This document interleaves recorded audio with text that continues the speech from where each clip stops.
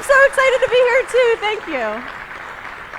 Okay, today I want to take you on a drive. I invite you to come along with me. But first, I need to know what kind of driver you are. Are you a Sunday Sam, taking it nice and easy? Or are you race car Randy, zipping in and out of traffic, pedal to the metal? This isn't working. I'm good, but I'm not that good. Thank you. Or do you find yourself somewhere in between? Better yet, what do you think about the other drivers? Are they slow and pokey, holding things up? Or are they aggressive and think they own the road? Before you answer that, I want to pose this thought to you. What you think of other drivers is more of a reflection of what's inside than on them. Don't believe me? Buckle up. Let's go for a drive. I want you to imagine yourself behind the wheel of your perfect car, on the perfect day, on your perfect road. This is the great escape. It's just you and the open road. There's no traffic, there's no stress, no screaming kids in the back seat. The day is for you to enjoy, and you are in what I call driving nirvana. You are feeling so good until you notice something in the rearview mirror. Your attention starts to grow as this small yellow speck gets closer and closer to you. The small yellow speck, sleek yellow Corvette, is now so close to your tail end that you can see the whites of this guy's eyes when he's not looking at his phone. You try to stay focused on the road ahead, but before you know it, they're passing you, almost clips the front of your perfect car when merging back in, and then zooms off into the distance. You are left feeling some sort of way, maybe saying some colorful words, throwing up some gestures, but even though they're no longer in sight, it lingers, and in a way ruins your perfect drive. You see, this could be the biggest teachable moment of our lives. Yes, by adhering to the rules of the road, we can be the perfect driver, but what if we can innovate our emotional thought process instead? It's not just the Corvette driver that can ruin your perfect drive. No offense to any Corvette drivers, it could be a Mustang driver, or it could be the clerk at the DMV, or it could be that kid in line. It could be anybody. Instead of allowing this to be another story of frustration that we relive time and time again when we bring up, how about we turn it into something that we can grow from? So let's do an experiment, shall we? All right. This half of the room, you're going to have to choose which half you're in. I want this half of the room to say, I love TEDxHarrisburg. Say it with me. I love TEDxHarrisburg. Good job. This half of the room, I would like for you to say, TEDxHarrisburg, I love it. Ready? TEDxHarrisburg, I love it. The arms, come on. All right, on the count of 3, all of you say it together, all right? 1, 2, 3. Good job. That turned out way better than I thought in my mind. So essentially, you said the same thing, but just different wording, right? And then once you add in your own personality traits, little nuances, and how excited you are to say it, it comes out different, because we're all on our own different journey. But then add in our perspectives. That's a whole nother TED Talk. But your perspective changes and your mood changes while you're on the road, right? So as I was growing up, my dad was my biggest road hero. He was my earliest form of driver's ed. My fondest memory was of him driving with me when I had off school when I was a little girl. He would teach me the rules and laws of the road, but more importantly, what wasn't written or tested on. The stuff that comes with experience and time. So you can imagine when I walked into my driver's ed class, I thought I knew it all. The one thing I didn't tell you, though, is that my dad is pretty colorful. in his driving style. He's very charismatic, so you could say. You can imagine how that shaped my driving style when I got behind the wheel. But what about the emotional aspect of it when you're learning that stuff in driver's ed? What happens to that? So I had to Google it because I don't remember. And my kids are starting to get to that age too where they're going to start driving soon, and I want to be their road hero. Turns out that the only section that talks about any emotional aspect of driving is dealing with the road rage driver, and it's only a quarter of the page. It doesn't tell you how to handle that day after a really hard day of work, or when that girl or guy says yes for a date with you. It only tells you how to effectively steer clear and stay away from that raging driver. So all the testing and training and everything, all that stuff goes out the window when we're in the solitude of our cars, yeah?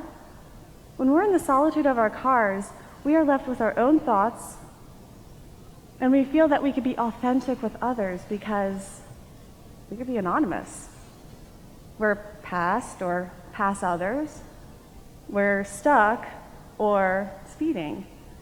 But we're in our safety zone where we feel that we can be completely authentic with our feelings that we're feeling at that moment. Now let's get honest with it, okay? How many of you can relate to the Corvette driver?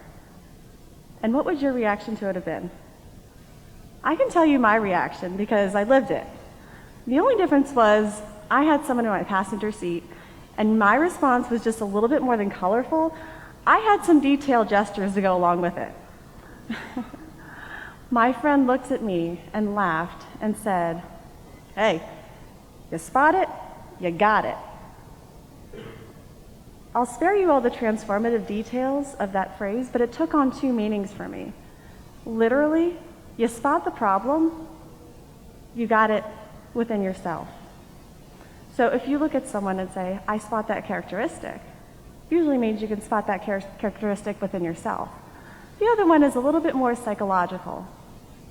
You spot it, the problem, you got it handled.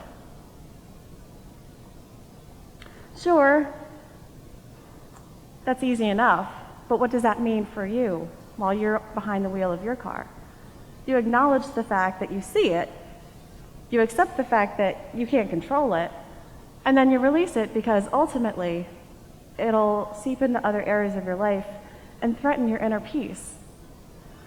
Sure, being stuck behind the slowest Sunday driver or being passed by a Corvette or a Mustang isn't fun, but you can't control other people's actions. You can only control your reaction to their actions.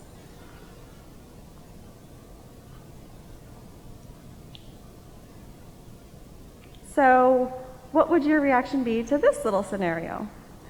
You just got done a long day of work, and you have one errand to do before you can go and relax or hang out with your buddies.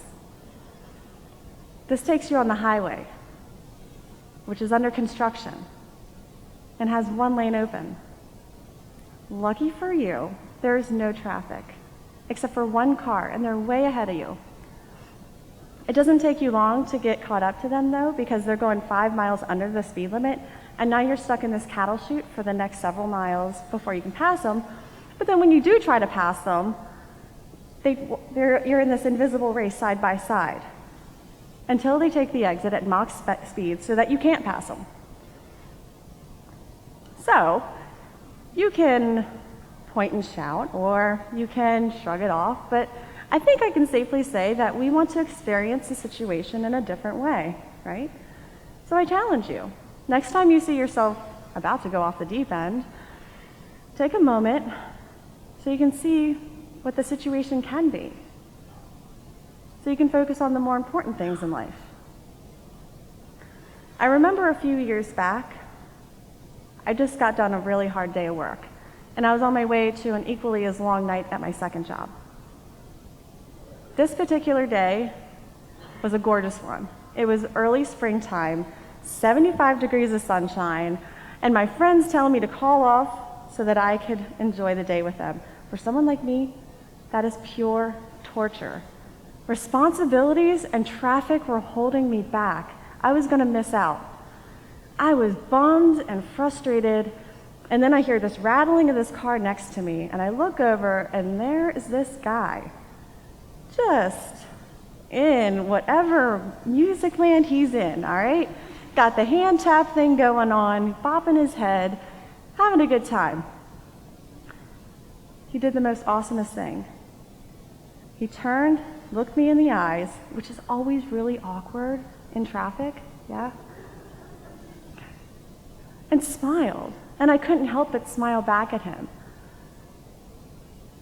So in that moment, I decided I'm going to turn on my favorite song, jam out like Groovetown Guy. I got to my second job. It turned that whole moment around. In a single moment, we can let the frustrations get to us, or we can be like Groovetown Guy and just be in the moment, right? I think the biggest lesson in that moment that I took away from that was we have the opportunity to slow down. Who remembers Ferris Bueller and his day off? Yeah, all right, good. So just like he says, life moves pretty fast. If you don't stop and look around once in a while, it might pass you. So even in the solitude of our cars, we can take a moment to recollect ourselves and connect with others, along with connecting with ourselves. Now, just like the navigation app says, in a quarter of a mile, you'll reach your destination.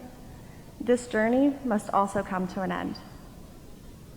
So, as we park our cars, I want to leave you with the best advice that my road hero dad gave me. I was 16 or 17, just got out of musical practice, and I was going through a rough spot. My dad's truck was parked next to my Honda Civic, and when I got into my driver's side and him in my passenger side, he listened to me. He listened to me, and he would always correlate life lessons with driving. That's how we connected. I could tell he was deep in thought, and I could tell it really touched his heart. He looked at me and he thought, and he said, "Beth, life is like the road. If you look at the road right in front of you, those lines, you're gonna start to swerve.